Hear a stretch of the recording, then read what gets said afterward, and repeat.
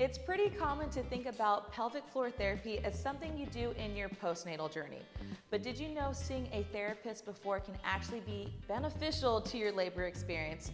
So whether you're a first-time mom like me or getting ready for your next kid, you want to know the 3 reasons to see a pelvic floor specialist before labor.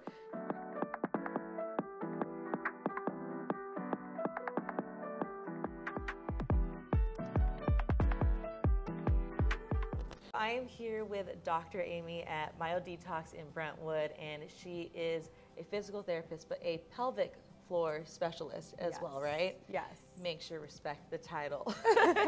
I am here as a fitness professional, but also just like a first-time mom to be, and we had the chance to meet early on, and that was the first time I've ever heard about doing pelvic floor therapy before labor.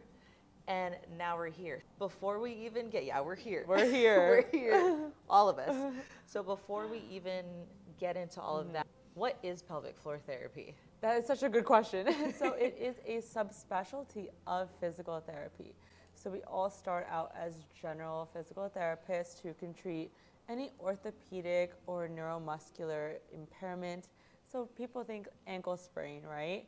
And it treats the muscles and joints of the ankle. Pelvic health physical therapy treats the muscles, joints, and neural system of the pelvis. So especially in pregnancy. Yeah. So when I've thought about pelvic floor therapy, the only time I've heard about it is like post-pregnancy. Does everybody see one after they give birth?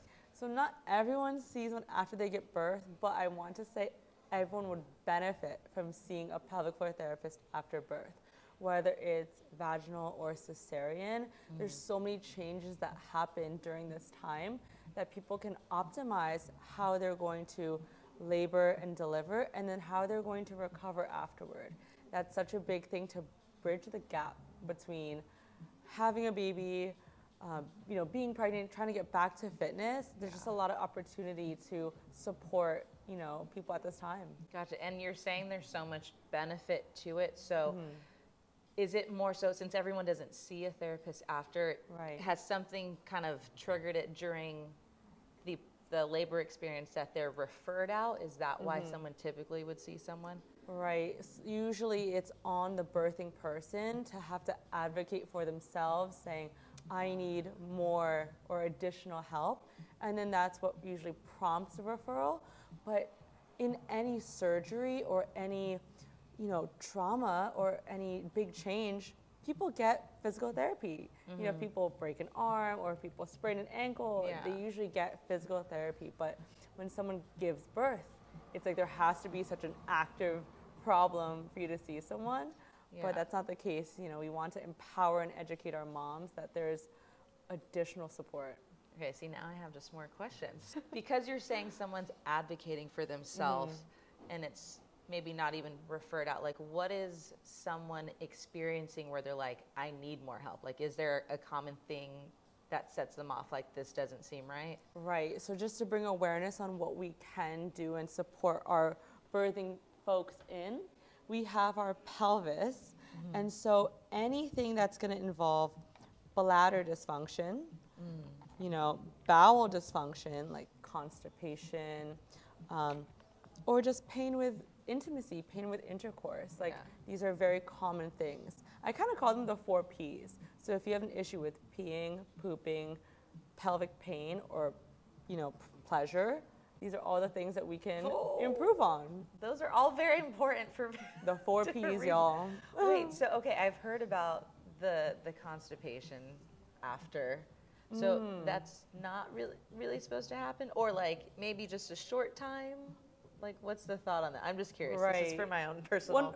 100%. Not that I have problems right now. But no, but even if you do, that's okay.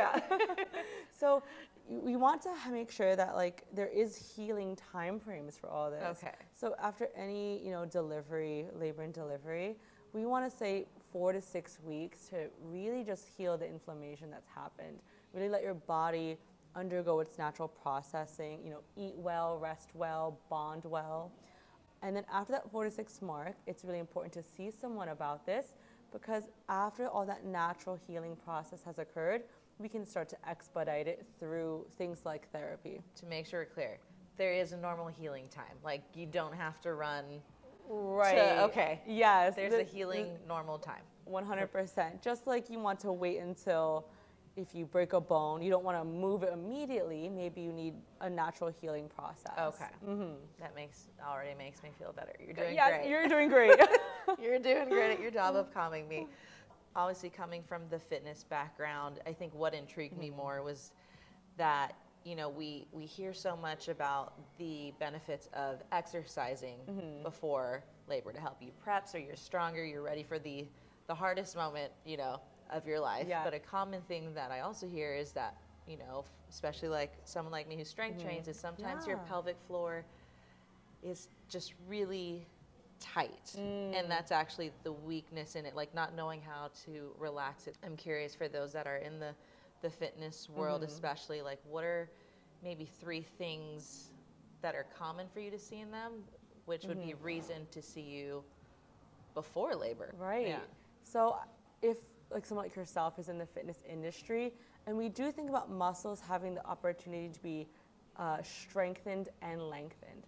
So tightness is very real. Some people are very good at gripping and holding and tightening their pelvic floor, even if they're not in the fitness space, but if they just hold tension or stress. So it's going to be important that we know how to both strengthen and lengthen. It's also so important for people who are very active to understand like how to modify throughout the trimesters. I think about we want to be strong during pregnancy and we want to be strong afterward, but just being mindful of what's comfortable, what's safe, just so that you have the most empowered experience throughout all of this. And then lastly, discussing what's going to happen after. Once you are done and you have labored and delivered, congratulations. You know, we want to make sure that you are supported in transitioning back into recreational activity so that maybe you're not going too fast, maybe you're just going at an appropriate pace. So pelvic health physical therapy can help you in building a program and supporting in any muscle joint aches you may experience as you're entering back into sport. Yeah, no, and I love that too. I think, I feel like it's really hard for a lot of moms today. Like I'm so surprised by the amount of moms who said, I only got in maybe like 1 Zoom class before to like prepare for labor, but you know, there's this natural maternal instinct that I think kicks in, and you know, they're rocking it with the babies, but you know, if someone does have the ability to prep as much as possible, I almost feel like aside from, you know, learning how to put a diaper on and do all that, it's also, I guess, learning about your body and like where you're moving along prior, but also knowing what to expect after recovery. I think that can not only help physically, but mentally. Absolutely. It's about knowing your options, like anticipating so that you can get ahead of things that are so common. Even something like mommy thumb. You know, it's what's like mommy? Wait, where's my list? What's mommy? You know, people think so much about their pelvic health, but something, you know, like orthopedic, like you start carrying awkwardly or holding awkwardly for a long time. You're feeding, you're prepping things, and then you get thumb pain. So things like that. It's just like we don't mean to fearmonger and, you know, stress all this, but it's like, hey, this is a common thing I see. So I'm going to give you a couple exercises to get ahead. Just like the awareness. I think that's the biggest thing. And I think what's really nice in this space is that, you know, you take all the classes and all that, but you can be completely in a different space, but at least you kind of have, I feel like, this measuring stick to go against to just keep you calm, because every day you're like on Google and you're like, who's the right resource? Like, am I like thinking too much? And you just almost want to know, like, you know what, I'm okay. Like, let me just breathe it out. But I do have someone like you to reach out to if I'm experiencing this, you know, different pain or misalignment. And So I do think it is about, and which is why I love that you asked, you know, to do this, about accessibility. So it's like, what are the resources that I have? If I am experiencing something, who can I go to? So that, you know, mothers and people with pelvic pain or dysfunctions have access to resources like this, so then they know when to breathe and to manage, but they also know, hey, I think I just need a professional. I think I just need to seek someone out. So get the help. You need help as a mom, build your team. Yeah. Thank you so much for doing this, and to help with the awareness and getting connected with the body. I think that's the biggest thing that is very different during pregnancy, especially. Like, you have to be more in tune. Is, let's talk about 3 exercises that you can do to prepare for labor. My favorite. Let's get to it. Yeah. All right, we're going to start with our first pelvic floor relaxation exercise. You can start by lying face up. Okay.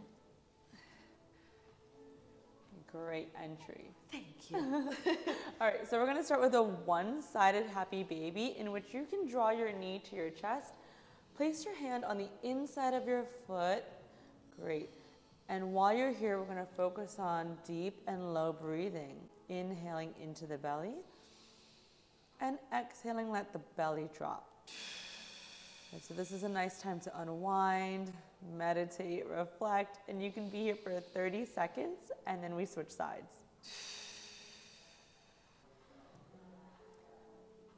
Okay, so you can have your knee bent, or you can have that opposite knee lengthened, depending on how comfortable it is on your back.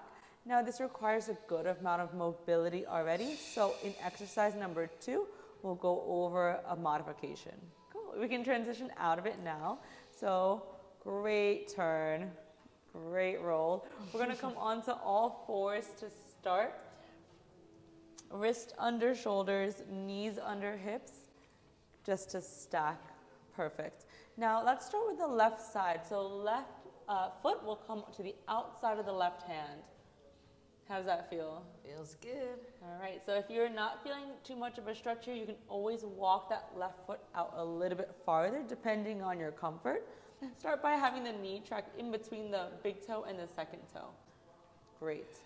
And then from here, you can go into circles here. So let's go clockwise for 5, focusing on that deep, low inhale into the belly, and then exhale out.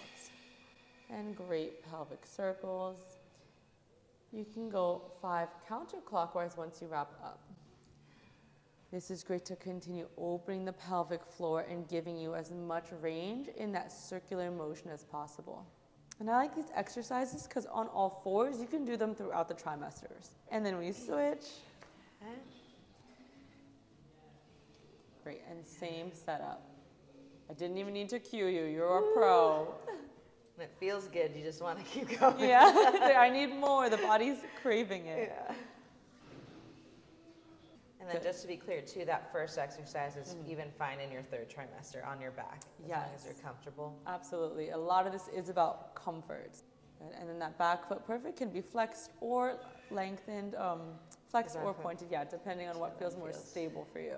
Number 3, this is our 3rd pelvic floor exercise. It's going to be pelvic circles. Okay. The ball is a lot of my clients' best friend. So you can have a seat here. New best friend. Right. Okay. Pretending that we have a bowl for a pelvis, and we're just allowing that bowl, those corners of the bowl, to articulate on the ball.